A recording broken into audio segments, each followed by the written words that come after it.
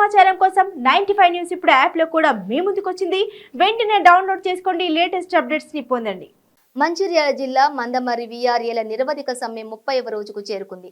సమ్మెకు మద్దతు తెలుపుతూ బీసీ సంఘం జిల్లా ఉపాధ్యక్షులు నీలకంఠేశ్వరరావు వీఆర్ఏల న్యాయమైన డిమాండ్లను వెంటనే పరిష్కరించాలని డిమాండ్ చేశారు. ఈ కార్యక్రమానికి మందమర్రి బీసీ సంక్షేమ సంఘం నాయకులు కోడిళ్ల శ్రీనివాస్, పట్టణ అధ్యక్షులు ప్రధాన కార్యదర్శి కిరణ్ తదితరులు పాల్గొన్నారు.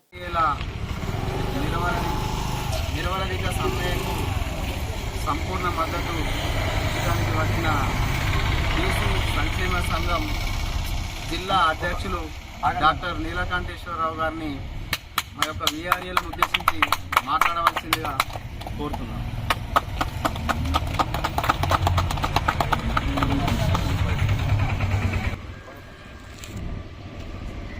ఈ రోజున దరిదాపు 30 రోజుల నుంచి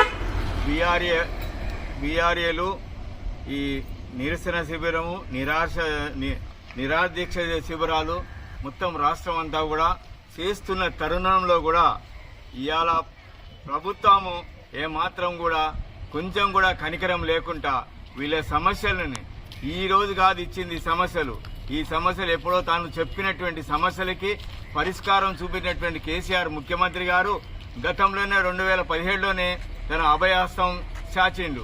మనం చూస్తా ఉన్నాం. కేసీఆర్ గారు ఇది ఒక్కటే కాదు, అసలు ప్రైవేటైజేషనే తీసేస్తా అన్నాడు. బొగ్గు బావిలో ప్రైవేటైజేషన్ తీసేస్తా అన్నాడు.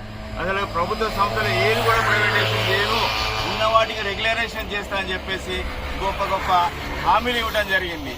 మరి ఈ రోజున మనం ప్రాక్టికల్గా చూస్తున్నాం. ఆయన పవర్కి వచ్చిన తర్వాత ఎక్కడ చూడు ప్రైవేటైజేషనే. మొత్తం ఉన్న గవర్నమెంట్ ఉద్యోగాల్లో నింపరు, ఆ నింపిని కూడా ఓన్లీ ప్రైవేట్ పరంగానే నింపుతున్నారు తప్పిస్తే అన్ని కాంట్రాక్ట్ పరమే. మరి ఈ రోజు చెప్తా ఉన్నారు కేంద్ర ప్రభుత్వాన్ని, ఈ రోజు తిడతా ఉన్నారు రాష్ట్ర ప్రభుత్వం. మరి వాస్తవం చూడండి, కేంద్ర ప్రభుత్వానికి రాష్ట్ర ప్రభుత్వానికి పాలసీ విషయంలో ఏమాత్రమూ తేలలేదు. మరి ఈ రోజున ఇంత సేవ చేస్తా ఉన్నారు రెవెన్యూ డిపార్ట్మెంట్లో. వీఆర్ఏలు లేనిది అసలు ఏ పని కూడా జరిగే పరిస్థితి లేదు ఈ రోజున. మరి మనం చూస్తా ఉన్నాము, ఇవాళ ల్యాండ్ డిస్ప్యూట్స్ ఎన్ని డిస్ప్యూట్స్ ఉన్నాయో చూడండి. ఈ రోజున ధర్నీ ప్రోగ్రామ్ అని పెట్టిండ్రు, ధర్నీ పోర్టల్ పెట్టిండ్రు. ఎవడుకున్నాయా ఈ ధర్నీ పోర్టల్ ఉపయోగపడేది? మళ్ళీ ప్రైవేటు సంస్థకే. ఆ ప్రైవేటు సంస్థ ఎవరికో ఇస్తున్నారు, మళ్ళీ వీళ్ళ బంధువులకో, వీళ్ళ పార్టీలకో, వీళ్ళ దగ్గరకున్న వాళ్ళకో, లేకపోతే వీళ్ళకి ఎవరైనా ఫండ్స్ రాజకీయంగా వాళ్ళకి ఇచ్చే వాళ్ళకే మాత్రం ఇచ్చే అవకాశం ఉంది తప్పిస్తే ప్రజలకు సంబంధించిన పోర్టల్ కానే కాదు. నిజంగా పెట్టాలంటే ఆ పోర్టల్ దాంట్లో ఉద్యోగాలు రిక్రూట్మెంట్ చేయండి. ఎందుకు చేయరు మీరు? ప్రైవేట్ సంస్థకి ఎందుకు ఇస్తారు? అంటే మీ పాచికలు సాగవానా గవర్నమెంట్లో ఉంటే? ఆ ధర్నీ పోర్టల్ కూడా ఎన్నో భూములు ఈ జోన లెక్కలు లేకుండా పోయినాయి. దున్నేవాడికి దాంట్లో కాలం తీసి పడేసిండ్రు.